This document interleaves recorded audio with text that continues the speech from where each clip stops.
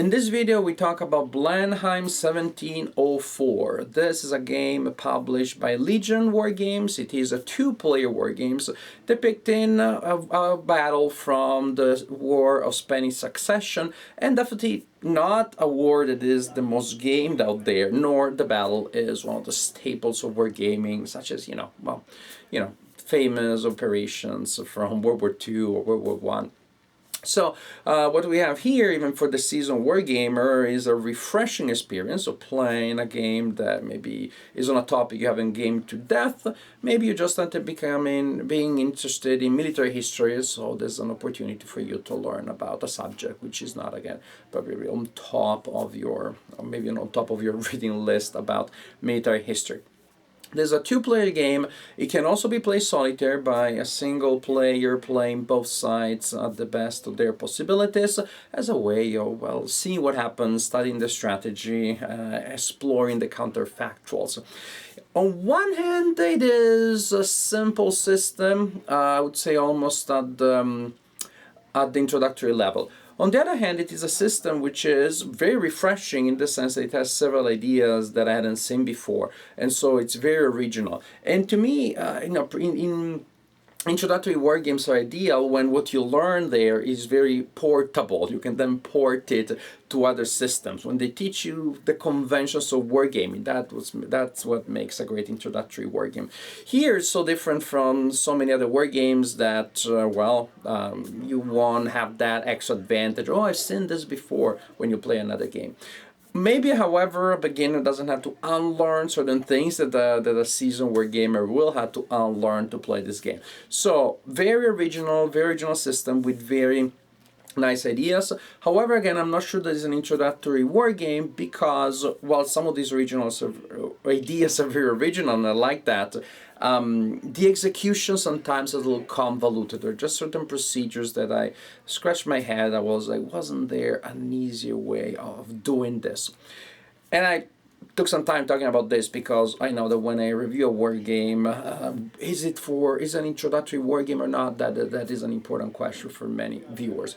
Anyhow, without further ado, let's take a closer look at Blenheim 1704. This is the map of the game, which is nice looking, clean, very readable, and also quite unusual for reasons that you will see in a little bit. During setup, the Franco-Bavarian will set up more or less here on this side of this marshy area. That is very problematic in terms of stacking. You can't have many people going through march at the same time, as opposed to the allies will be more or less on the other side. Now, players will alternate taking turns, moving, attacking each other. It is a war game, so probably you expected that. What is important is the victory conditions. Victory conditions are based on elimination of enemy units and control of key locations on the map, in particular of these three towns here. But that the Franco-Bavarian player is occupying at the beginning of the game, so definitely the burden of the attack is on the ally player, who, however, can rely on superior commanders and a couple of other advantages, such as, well, a better ability of sending orders. Here we have the turn track, and here we have a track where you record the order value modifiers, but we'll talk about that in a little bit. I was mentioning the map being unusual because, yes, it is an X-based map, nothing strange there. But as you can see, hexes here are grouped in areas of 7 X's each, and only the X in the center of the area is numbered. Now you have to think of these X's, of these areas, as, well, not just where the unit is, but also as a way of representing the formation, the attitude, the direction in which the unit is defending, or simply that the unit is ready to move and attack. Movement, in fact, is always from one central X to the next. So basically, if the stack of units is moving, they will move from here to here.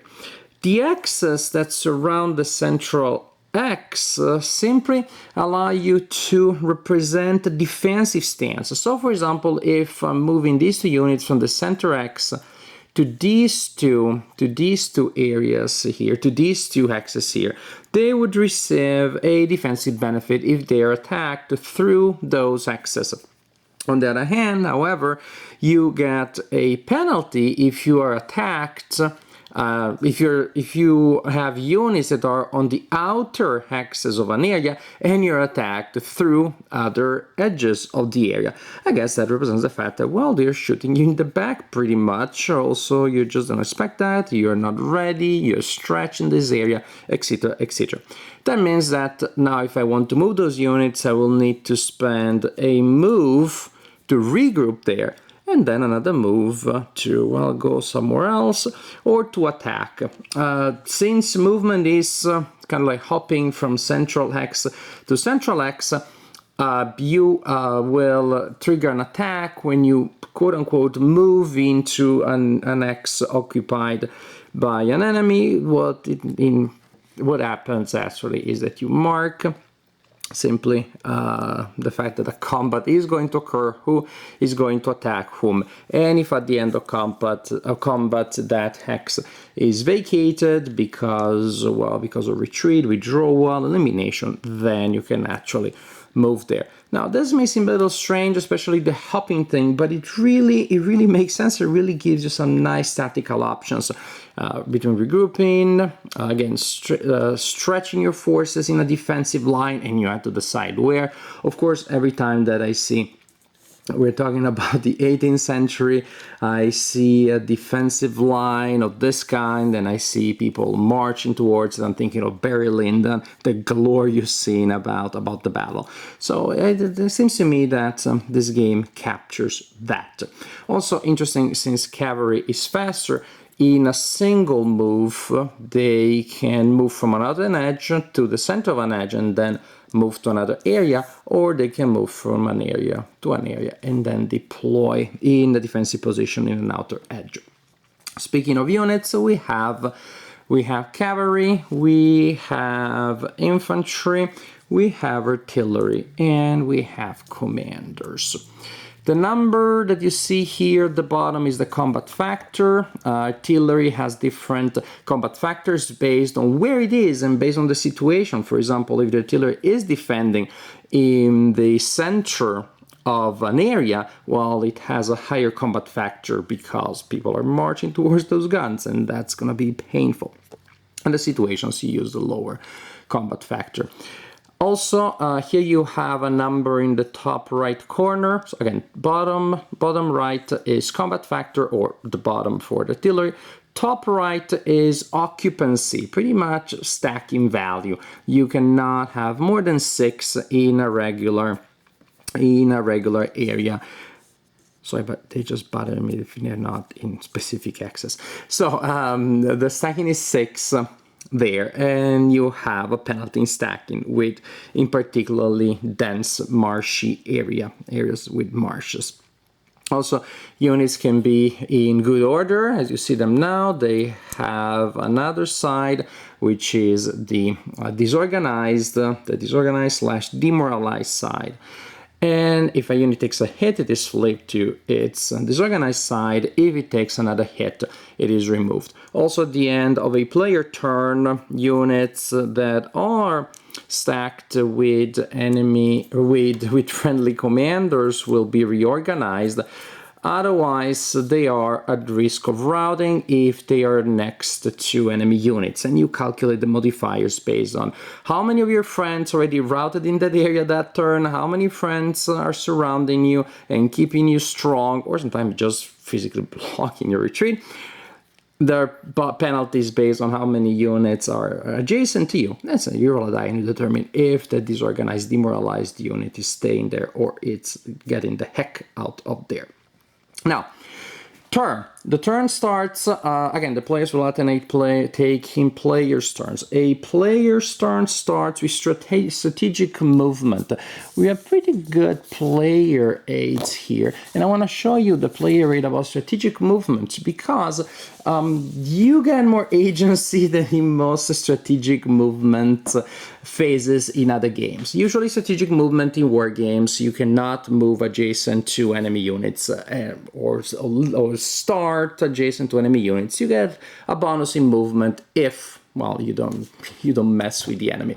Here, well, there is still that. There is still that. That is, you can move very fast using strategic movement if you do not start in and or move through an area adjacent to an area containing enemy units, and so you're moving pretty fast. On the other hand, and also you need to be moving by roads. You can choose to move without the road benefit, which incidentally may happen even if you're moving by road, but you decide not to use the road benefit.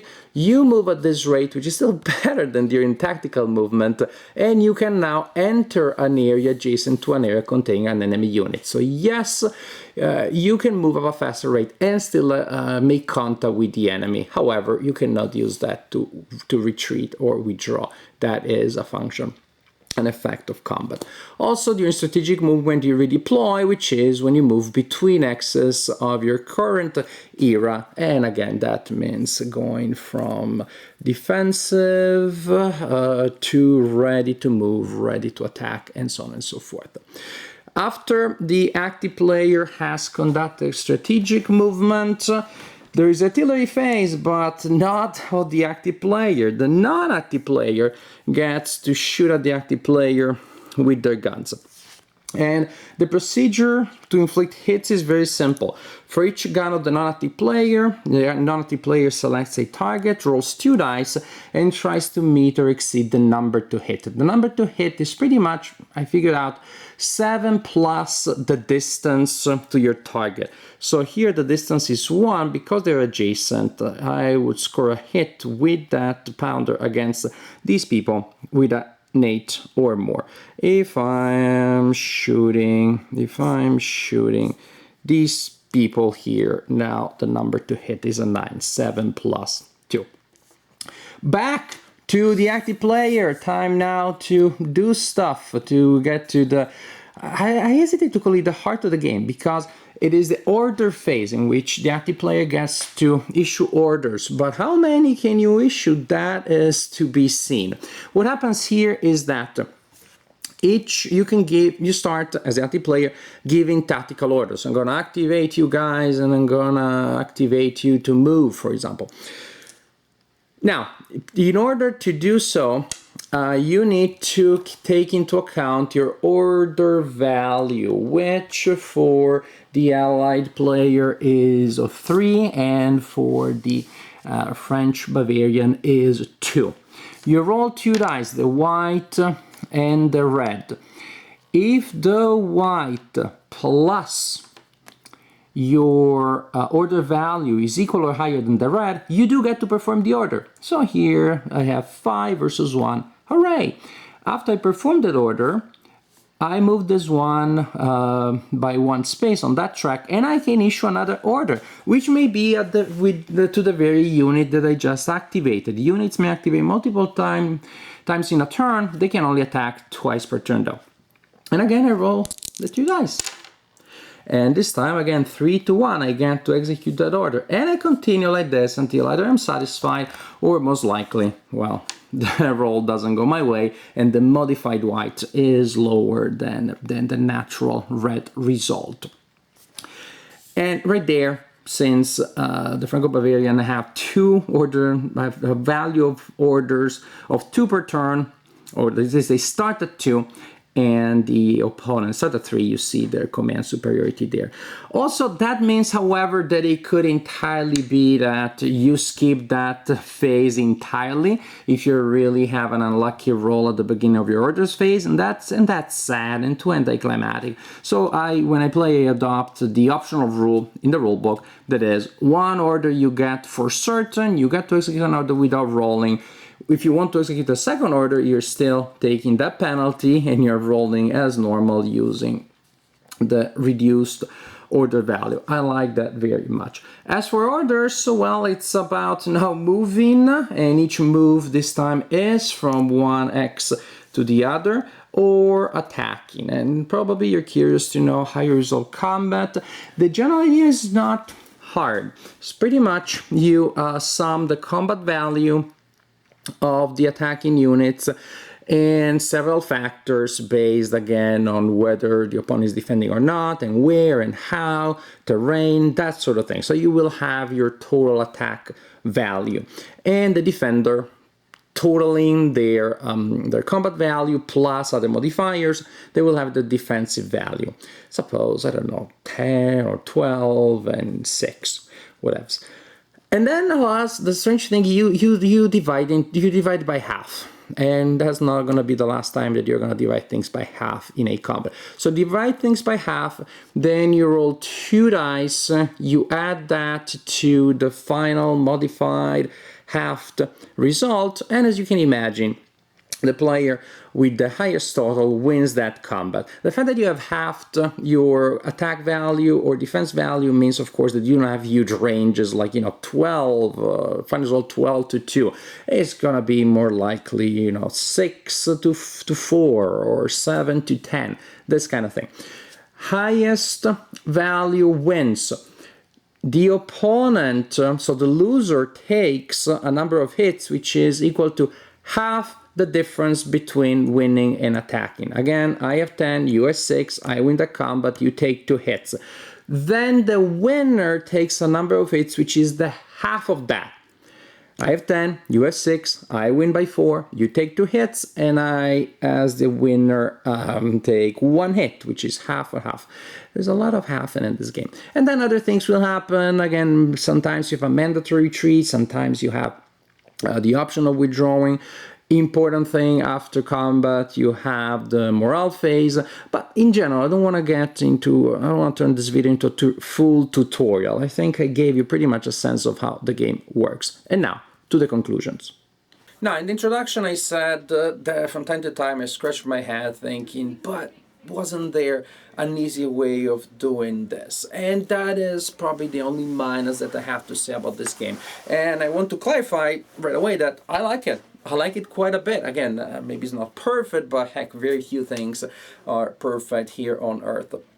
Well, I like that movement system, the 7x idea, very, very, very much, because it gives me a lot of tactical flexibilities and options in a way that feels right, in a way that is interesting to game, that feels thematically appropriate. I would almost say that just looks good on the board. Here I'm not just talking about the components. There is a certain aesthetic of gaming that has to do with how the components end up being placed on the board according to the rules and the necessities of the design and the victory conditions.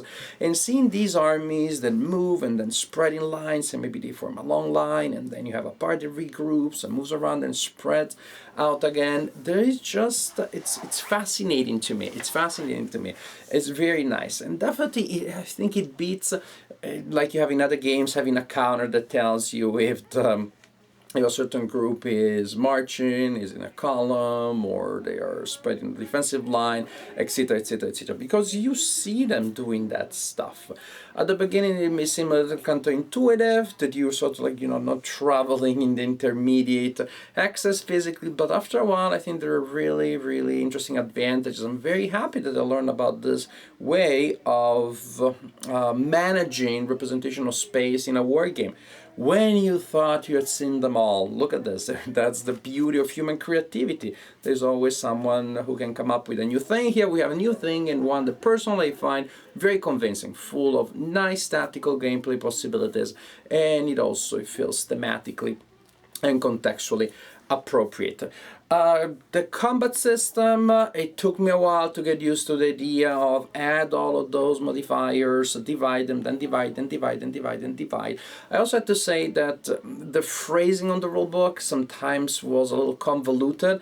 Sometimes like, wait, I think it's just trying to tell me this thing. Just long sentences, a little bit meandering from time to time.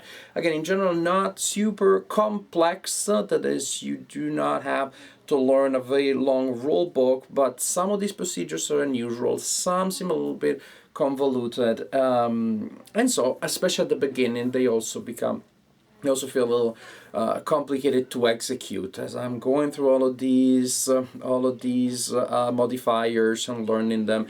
It's not all that excited in the beginning, but then the situation, of course, becomes exciting, both because the armies now they're getting close to each other, and the real confrontation starts, and then I become familiar with the mechanics, and now I can pay more attention to the events, to the possibilities, to the challenges, etc., etc.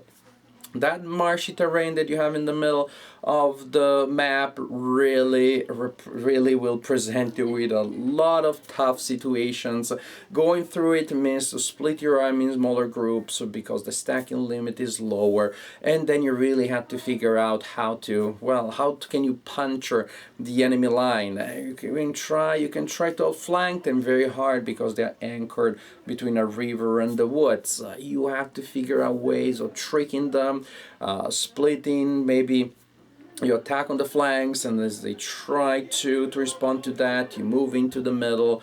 You have to be a little bit creative, especially as the ally player who has the burden of the attack, and that's probably the most fun side to play. But on the other hand, if you're playing the other side, you have the advantage of position, but the disadvantage of worse command. Speaking of something that I like very much, which makes the game perfect in my opinion for the solitaire gamer, is the randomness of the number of activations that you get. Too much randomness for many of you, I know that, but that's kind of subjective. To me, once I have my guaranteed activation, everything else is a mystery. Everything else is up to the gods of war to decide. I'm happy with that because as a solitaire player, and I play the game solo, then I really have to deal with new stuff all the time. I'm always engaged. Oh my gosh, what's happening next? Speaking of engagement, if you play two players, it's also nice that you get to fire guns on the opponent during their active turn. So there is that back and forth even within turn that helps both players stay engaged.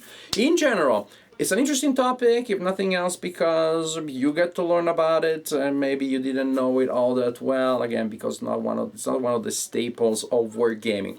The system is solid. I wish that the rulebook maybe was a little cleaner, was a little more streamlined, and I think some of those procedures probably would be better if they had one or two fewer steps than they do. But in general, that is a small price to pay. I like the system. I like the space.